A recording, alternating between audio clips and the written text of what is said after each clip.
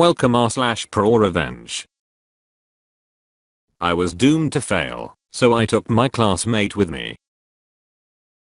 My university career is a marred one, tainted with a lot of personal issues between two courses, but this story is not about any personal issue. It is, however, about how my first course came to a close. I spent my entire time at university in a highly ranked university in England, my first course being mechanical engineering.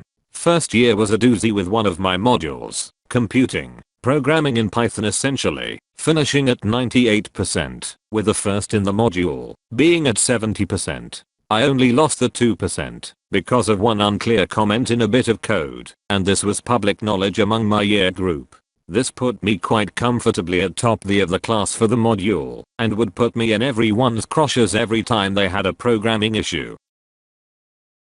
Then roll around second year. Right at the beginning of the year, we were informed that there will be a group project throughout the year, and we had a choice between a number of projects, all but two of them geared more towards the other engineering disciplines, one of which was building a robot to compete, which was the popular option. Competing is cool. Robots are cool. What could possibly go wrong?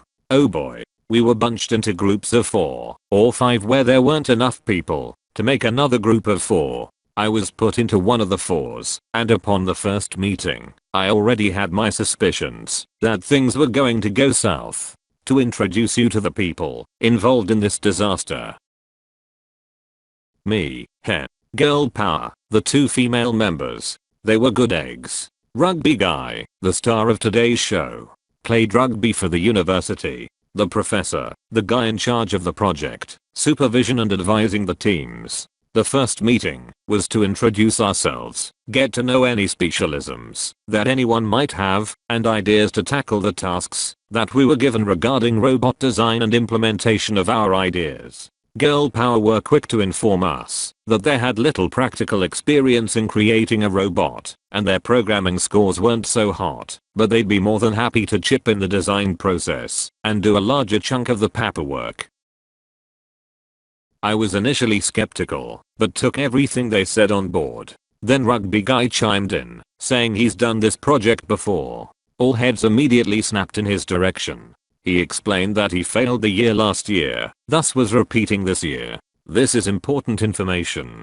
So I asked him if he knew how to program, do electronics and design, and he said a very short year. He was mostly silent during the rest of the discussion, even when me and girl power tried to include him and get his ideas. We eventually agreed by majority vote on what we planned to do, and delegated design responsibilities using CAD software to design the components and make a prototype. The professor informed us that we must have all of our design work done before we attempted to implement any of it, and that everyone must contribute in some way. In several weeks' time, we were to present our prototype and how we designed it. I, of course, did my chunk of design of components. Girl power's combined efforts also pushed forward their CAD design flawlessly. I was over the moon with just how slick their teamwork was. You couldn't name a more iconic duo. My mood came crashing down to earth, however, with the complete lack of anything from rugby. Without his contribution, we couldn't get any further. We plead our case to the professor, but he didn't budge on this ruling. I did, however, take the time to do rugby guy's responsibilities by myself, and even what software design I could envision at the time in an attempt to make sure we wouldn't fall too far behind. Come the presentation, we had absolutely no robot, not even a block of wood, to present. The professor lambasted us ruthlessly. It was clear he was disappointed and quite angry by the sheer lack of productivity our team presented. Girl power came prepared for this, however, and had printed evidence of the work they did. I had printed evidence too, compiled of the work they did under their names, the official work I did under mine, and rugby guy's responsibilities which I also did. The professor then took us outside, a grave look on his face, and told us that every year there was one problem group, and with every year he made an offer to split them into 2 small groups, or to keep the group as is. Girl power were immediately against the idea, citing they would be sticking together if they were to split, and they weren't going to split unless they could take me with them. This is the only time I have been popular with women, clearly. The professor asked me, and I just said the evidence says everything that needed to be said. He rejected the evidence, claiming that anyone could put their name on something, which is technically true. We left the initial presentation with a failing grade, with a 2.1, up a second, final mark only being possible with absolutely flawless final result. With the group project having such a large bearing on the final grade of the course, a poor grade there would spell trouble for the remainder of the course. The professor encouraged us to stick as a team, to get the final product done as well as we can, as well as the necessary paperwork discussing our allocation of responsibilities, CAD and software design, time management, materials, all the works. After pleading again with the professor, he allows us to go forwards with the implementation of the project regardless of Rugby Guy's lack of contribution. I inform the professor that I shall be thoroughly documenting all meetings, all correspondence via Facebook, text and other messaging systems, and who's been submitting work. Then, an idea struck me. I had friends in computer science/software engineering, and they'd often talk about stuff they were doing. That's when I found out that the university had their own JIT system. For those who don't know what JIT is a source versioning software, so people could push their own contributions to the development of a project, pushing commits. In short, you could bundle up files you've created/edited, add a comment to the bundle, usually to summarize what you've done and other notes, and push it through for someone to authorize. This allows collaboration on a project from many people. This is just a very basic summary of JIT, but it'll suffice. I inquire more and find out that, although it's mainly used by the faculty that my friends were in, the entire university could create projects in this software using their university email. I bring this up with the professor, asking if it's okay to use this software during the development of the robot and its paperwork. He says that's the first time anyone suggested it to me, but if it helps you keep on top of things, go ahead. I'm interested in how this turns out. I contact the group on Facebook that I had devised a way to keep all our work managed without having to constantly exchange files via Facebook or email, and that I requested they all contact me privately so I could show them the way. Girl Power both individually messaged me, and I introduced them to the wonderful world of JIT. Rugby Guy read the message in group chat, but never got in touch with me.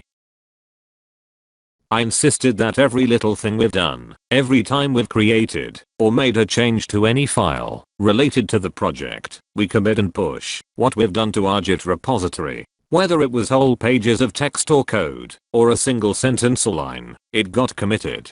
The team were also to have meetings. Every meeting was arranged via Facebook group, and an email sent to each team member via university email with the time, location, and purpose of the meeting. After some convincing during each Facebook discussion to arrange meeting, each meeting ended up being held in a different room to previous meetings. At the beginning of each meeting, I insisted on taking a group picture on my phone, which I insisted on pulling silly faces for. I also placed a dictaphone at the center of the table for each meeting, so we had an audio recording of each meeting. Meetings mainly consisted of how much progress I made on the development side, how much progress Girl Power made on the documentation side, and Rugby Guy, not really present. He only turned up to 2 meetings, promising to do some work on the hardware side of things. At the end of the day of each meeting, I would send everyone in the team an email with the meeting minutes, an attachment of the group picture and the audio recording. After a few meetings, Girl Power pulled me to the side and asked me what all the picture taking was about and why I insisted on a change on a different room every time. I answered I like the change of locale, and memories are always nice. They have an unsure okay, a quizzical expression, and just left it at that. Then came the actual creation of the robot. As Girl Power were in charge of most of the documentation, the onus lay on me and Rugby Guy to do the development side, with me supposed to handle mostly the software side. Upon each arrival to the workshop, I would take a selfie of myself outside the workshop, and also a selfie with random people in the workshop each time. I would ask for their university email to send the selfie to them as quirky memories. I also took pictures of the robot before and after each time I was in the workshop. Rugby Guy showed up once to cut out a base out of wood.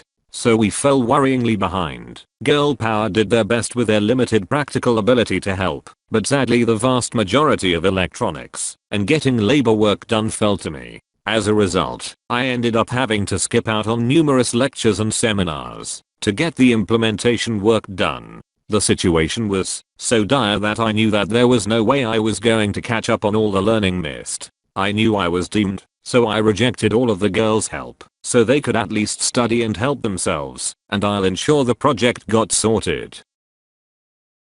By the final presentation and competition, my team had somehow managed to win our university's little robot tournament by a very slim margin. Rugby guy, who actually turned up to the competition and presentation, breathed a sigh of relief, got hugs from girl power, and the professor took us to the side to offer his congratulations, and he honestly didn't think we'd make it. We all smiled and laughed, including the rugby guy, who had no idea the shitstorm that was about to hit him. After all was said and done, person in the class was given a form to evaluate their teammates anonymously, rating the contribution of each named teammate from 0 to 4 for participation, quantity of contribution, quality of contribution and general teamwork, with 0 being absolutely nothing, nil, 0. At the bottom was a box for comments. I, of course, gave the girls solid 4s across the board, as they were an absolute godsend and I love them for it. They took me aside and revealed to me that they were both giving each other and me 4s, and it turned out we all agreed to give rugby guy solid 0s for contributions and teamwork. They gave him a 0 for participation. I gave him a 1 because he did technically turn up to 2 meetings. In the comments I simply wrote "see evidence," handed in the form to the professor directly, and left before he could get a word in edgewise.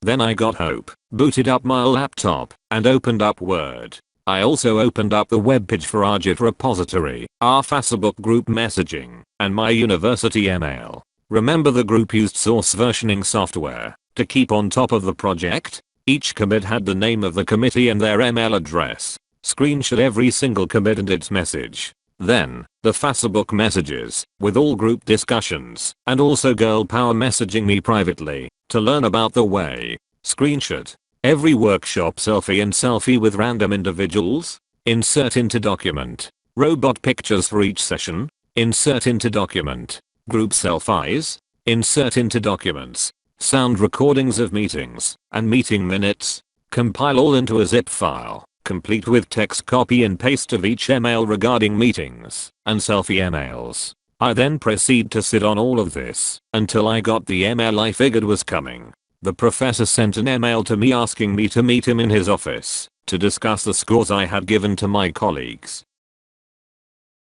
The day of the meeting, 2 hours before it, I went to the university library to print off my Word document of pictures. While the document was printing, I went onto the Git repository and created a link to join the project. I then opened my email, sent the professor the zip file I had compiled, writing "please find attached audio recordings of each meeting, emails I have sent to people I've taken selfies with, and a link allowing you into our Git repository." I treasury tag my document pages together, carefully place it in my backpack, and head to the professor's office. I knock, stating that I'm here for the meeting. I'm asked to come in, and I see girl power looking somewhat grim, and the professor with a look of thorough annoyance. I close the door, and he immediately starts with "you've sent me worrying scores for your colleague.